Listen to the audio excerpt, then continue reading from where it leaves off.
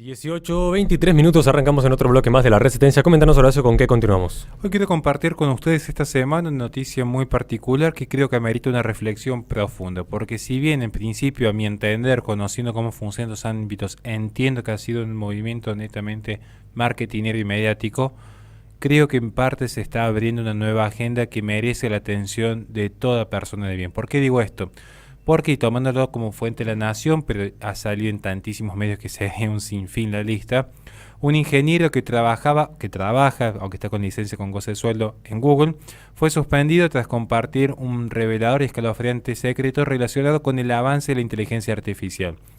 Según las descripciones del artífice principal de esta nota, Black Lemon, se volvieron a instalar en debates nuevamente los alcances que tiene la tecnología en materia de, insisto, inteligencia artificial, porque ya que mencionó Lemon, y de acuerdo a cómo lo consigna The Guardian y como Washington Post, que también revela esta noticia, se había puesto a este empleado con licencia, con goce de sueldo, tras revelar cierta información que en principio era parte de los acuerdos de confidencialidad de la empresa principal.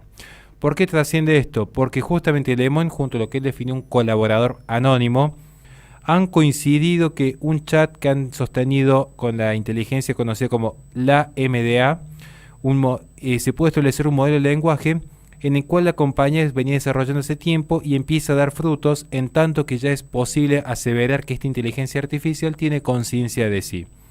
Cito textualmente lo que revela Lemon: es sensible, a diferencia de otros chatbots, este cuenta con la percepción y capacidad para expresar pensamientos y sentimientos equivalentes a un niño humano.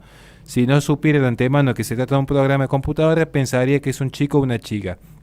Esto claramente que, a mi entender y conociendo las noticias de actualidad en materia de ingeniería, particularmente en Europa y Estados Unidos, claramente que es una forma de querer posicionarse en el mercado como una nueva tendencia y decir, miren hasta dónde está llegando nuestra empresa. Ahora, lo cierto es el lado B. ¿Por qué lo planteo?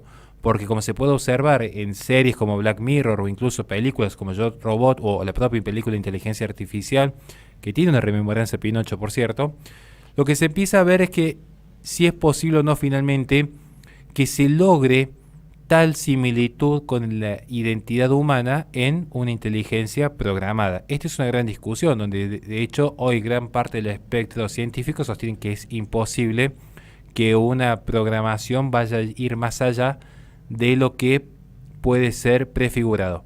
Pero también es cierto que existe un espacio que sostiene que no funcionaría de tal manera si entendemos, tomando la posición de Harari en Homo Deus, que el ser humano es esencialmente algoritmo, la inteligencia artificial funciona a base de algoritmos. ¿Por qué no ser posible pensar que un algoritmo puede empezar a replicarse a sí mismo y empezar a tomar conciencia de lo que lo rodea? Y sobre todo tomar conciencia de sí. Digo como para abrir el debate.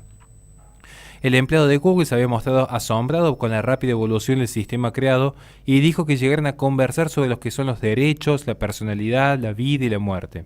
Sus hallazgos fueron compilados en un documento que se puede encontrar en este momento en internet, entre signos de preguntas, que dice la MDA es consciente como el sistema en sí mismo.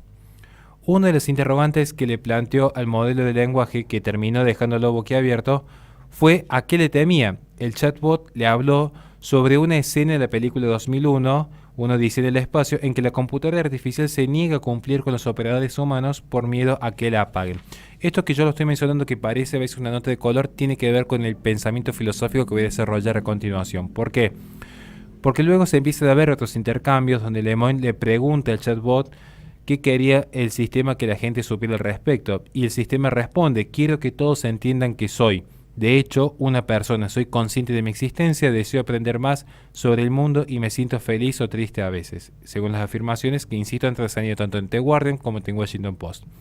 Mientras tanto, desde el gigante tecnológico han afirmado en primer lugar que el ingeniero fue puesto en licencia con goce de sueldo por una serie de movimientos agresivos. Esto incluye, según Washington Post, el querer contratar a un abogado para el sistema operativo en cuestión y hablar sobre actividades poco éticas dentro de Google, lo cual, según Google, esto le generaría una mala publicidad. A mi entender, muy por el contrario, está demostrando que Google sería pionero en un avance tecnológico nunca antes visto. Además de ello, aseguran desde Google haber suspendido a Lemon por violar políticas de confidencialidad al publicar las conversaciones. Esto también, nuevamente, a mí me genera una suerte de escepticismo. ¿Por qué? Porque si se están violando políticas de confidencialidad, quiere decir que lo que ha revelado puede ser cierto quizás. Entonces digo, yo tengo este escepticismo que puede ser marketing, puede ser que no. Yo lo quiero dejar en este punto de duda y que cada uno saque sus propias conclusiones. Respecto a las afirmaciones acerca del nuevo artefacto de inteligencia artificial de Google, un portavoz de la compañía negó que tenga capacidad sensible, sosteniendo que la evidencia no respalda tales afirmaciones. Sin embargo, todo da a entender que parece que este empleado quiere generar una revolución interna y seguir con su cruzada. Yo sí quiero remarcar un punto que creo que es importante tener en cuenta aquí. Y aquí quiero hacer el análisis filosófico de la presente noticia. El filósofo del siglo XVIII, Jeremy Bentham, a mi entender uno de los filósofos más importantes de ese siglo, al menos entre los tres más importantes claramente, autor artífice de lo que es el consecuencialismo, más particularmente del utilitarismo, como un subproducto, escribió en Introducción a los Principios Moral y Legislación que, y cito, todo acto humano, norma o institución deben ser juzgados según la utilidad que tiene, esto es, según el placer o el sufrimiento que produce en las personas. Aquí quiero remarcar este punto, porque donde, tras una comparación entre lo que es la esclavitud y el sadismo con los animales, concluyó la cita Jeremy Bentham. La pregunta es, no es si puede razonar, no es si puede andar, sino si puede sufrir. ¿Por qué tomó este filósofo utilitarista? Porque en la consonancia que marca luego su herencia encontramos a Peter Singer en Ética Práctica, una obra de 1998, que hereda dicho pensamiento y lo traspola a los animales en la actualidad.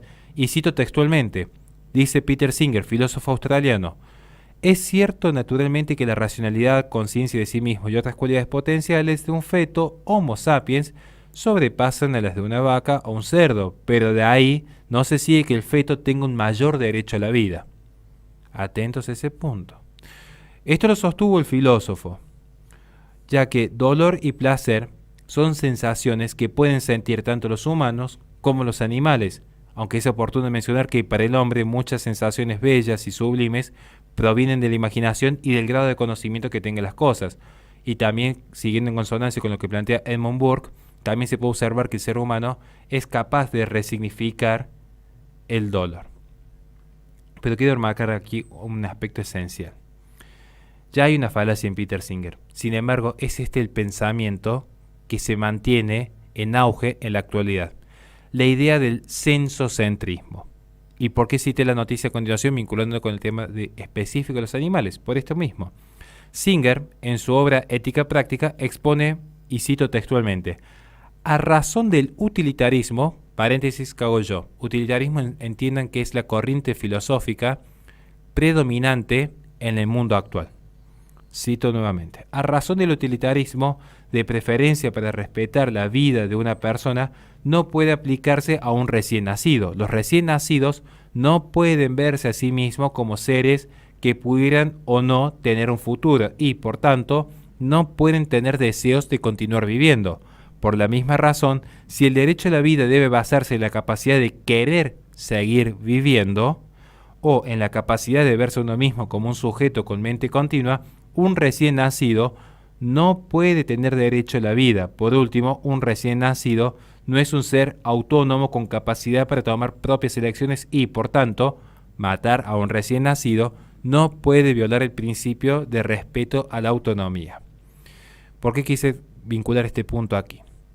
Porque estamos viendo que vivimos en una era plenamente plagada de pensamientos utilitaristas en todos los aspectos, donde de repente se empieza a trabajar en la idea, ya no solo en la venta de órganos, sino incluso en los procesos de clonación del ser humano, con el argumento utilitarista de Peter Singer, defensor de los derechos de animales por cierto, un recién nacido o incluso un niño fabricado en alguna pequeña empresa china allí dentro de las afueras, dentro de alguna de las esferas del Partido Comunista Chino, no podría ser considerado persona, porque no tiene deseo de seguir viviendo, no tiene conciencia de sí.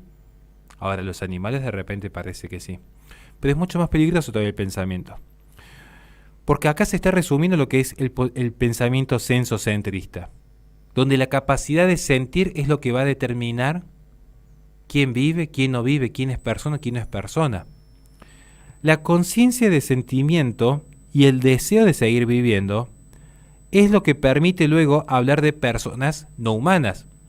Y así como en la actualidad se está hablando de que un orangután, un delfín o una vaca es una persona no humana por su deseo de vivir y su conciencia de sí, si fuera cierto que esta inteligencia artificial de Google es capaz de sentir y desea sobrevivir, ¿es también una persona no humana? Dejo aquí la incógnita y muchísimas gracias, caballeros, por su tiempo. Le recordamos a la gente que este programa se transmite por twitch.tv/la_resistencia. Posteriormente sube al canal de YouTube de la Resistencia Radio, donde en la descripción de los videos tienen nuestras redes sociales para que se comuniquen con nosotros en caso de que quieran colaborar con este espacio. Vamos a un corte y enseguida volvemos con más Resistencia.